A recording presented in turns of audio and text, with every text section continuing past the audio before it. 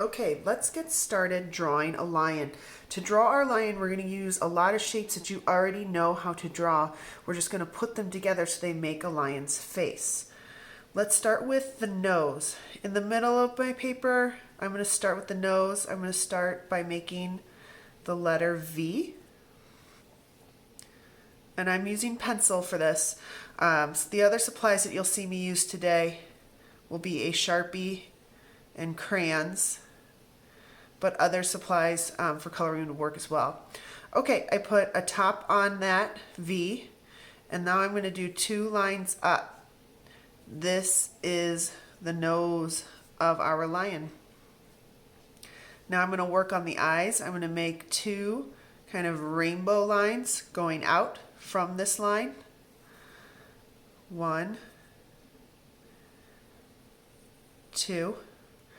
I'm going to finish those off by doing another line just underneath it. 1,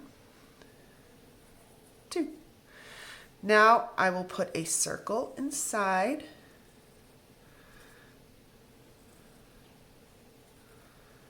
And kind of like this sideways squished football shape on the inside there. Okay.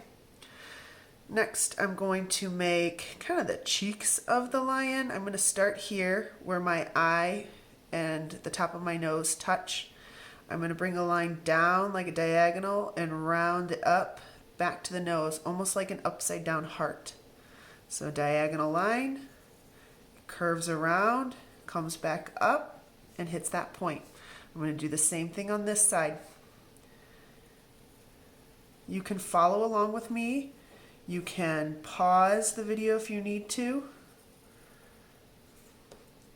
All right, let's make his jaw here, little bottom part of his mouth.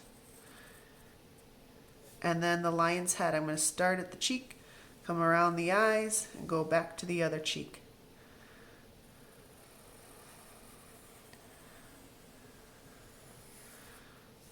And then his ears. Curve shape there.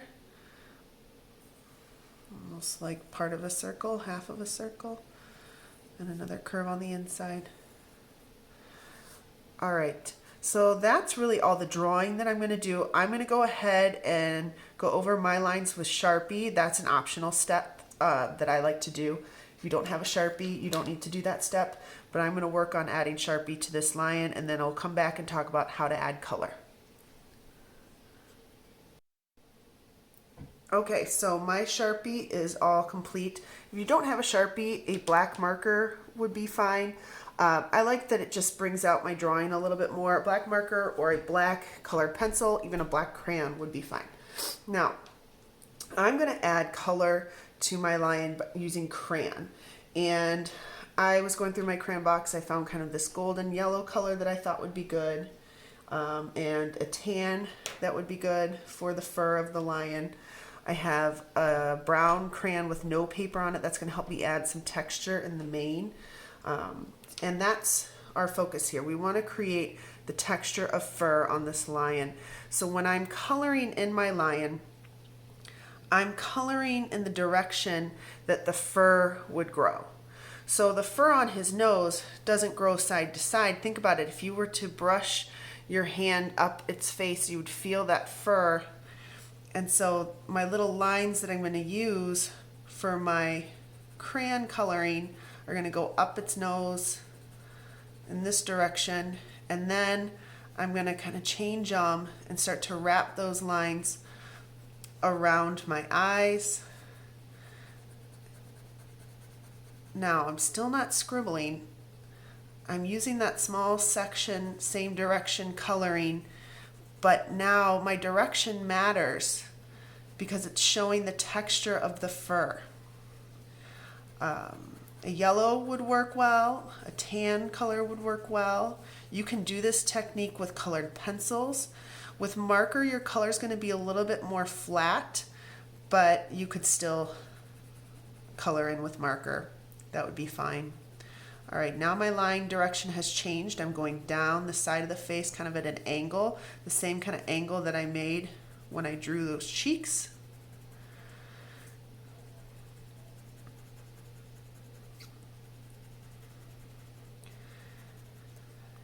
And down this way. Now this area, I'm going to leave white because the fur of the lion's face changes there and it becomes pretty white.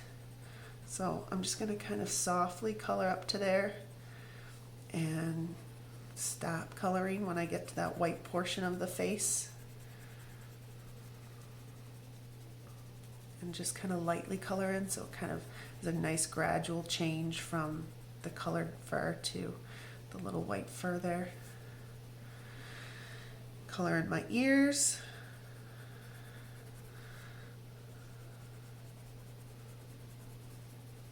My eyes. The lions kind of have these golden colored eyes as well. Let's see, I did use a peach last time I did this for the nose. You can change it up, you can make it the color that you'd like. All right, now let's give this lion's face a little depth. We're gonna use this tan. It's slightly darker than the yellow, so I picked a color that's a little bit darker to add some shadows to the face, make it look a little bit more realistic. So I might start around the eyes, and I'm just layering my color on top of what I've already done. Come down the nose and up the other side. Already his face starts to look a little bit more 3D, a little bit more realistic. Inside here on the cheeks. So any of those places where it kind of tucks in, like around the eyes, around the edge of the face. I'm going to go all the way around the edge of the face here. I'm just layering that on, building up the waxy color of the crayon. Again, you can do this with colored pencil. You can even really do this with marker. Just find a shade darker than what you used for the fur originally and kind of do this little shadow outline. Maybe in the ears a little bit. And I'll fill in this area. Okay. So I'm going to hold this up a little bit so you can see it a little bit closer. The textures, the texture lines that I created when I colored, you can see all those little lines. The direction mattered to me. I drew them in a direction so it would look like fur. I took that darker color and put it around kind of the edges of everything. The edges of my face, the little edge of my cheeks and eyes, the edge of my nose, and in there. Okay, let's talk about the mane, because I have all this empty space left for my mane. The lion's mane is thick, it's coarse, it's furry and fluffy. So I'm going to start with a brown crayon. My crayon has no paper on it. I'm going to use the side of my crayon. So I'm not coloring like I hold it like a pencil. I'm going to use my pinchers and pinch it like this and use it flat on the paper. Now I'm thinking about the shape of the mane. The shape of the mane, it's shorter at the top because it kind of goes back and it comes down almost like a V down here. Doesn't really matter where you start. I think I'll start on the edges here. I'm starting at the face and kind of bringing that line down. Like I said, it kind of comes to a V shape in a little bit at the base here. Start on the other side. And I'm giving some good pressure here to get that texture of that furry mane. Okay, go up around the ears, start on the head here, and pull that crayon up away from the head.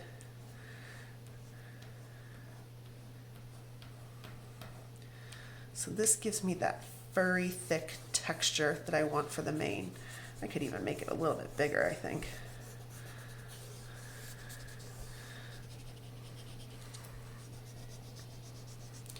Now in the illustrations in the book, we talked about how line can create texture. So I'm going to draw on top of this with line. I can use the brown that I have already been using. I can use a tan. You could do this with marker that makes some nice lines, or colored pencil. So I'm going to start with my lines. Again, I'm thinking about the direction of the fur. I don't want to draw lines that go side to side down here, because that's not how the fur would grow. So I'm using my lines now to create that texture of fur. My lines kind of radiate from the heads. They start kind of at the head and come out like the rays of a sun.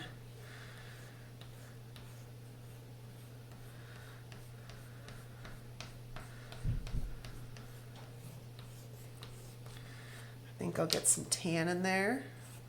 Layer some of that. I like using multiple colors. I think it gives it more interest to my eye. And makes it look a little bit more realistic when you do that.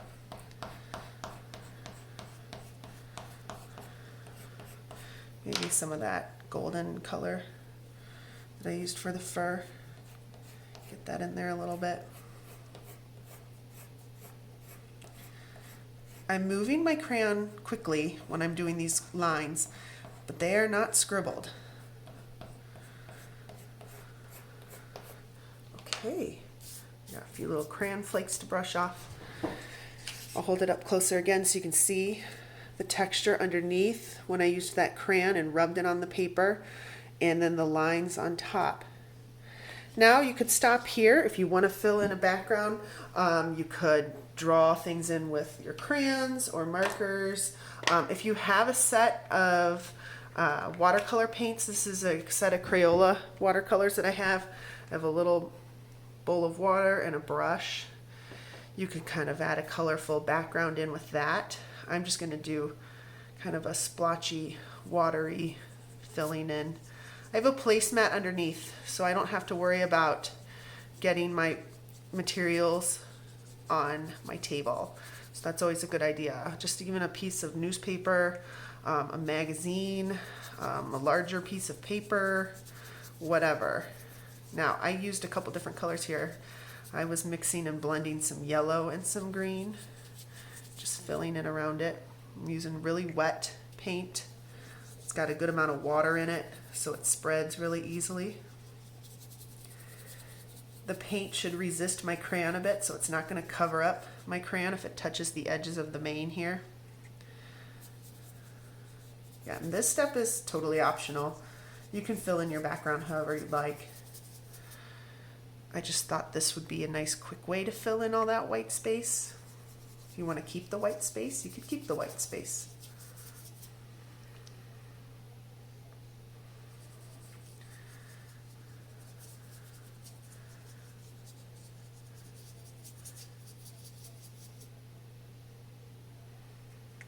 I am cleaning off my brush before I go into that new color so I can keep my palette nice and clean. Don't have mixed muddy colors. I do my mixing on my paper.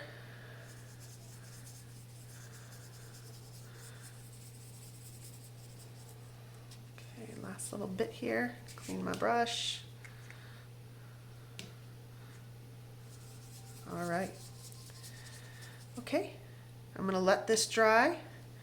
There you have it. I hope you enjoyed making your lion's head here.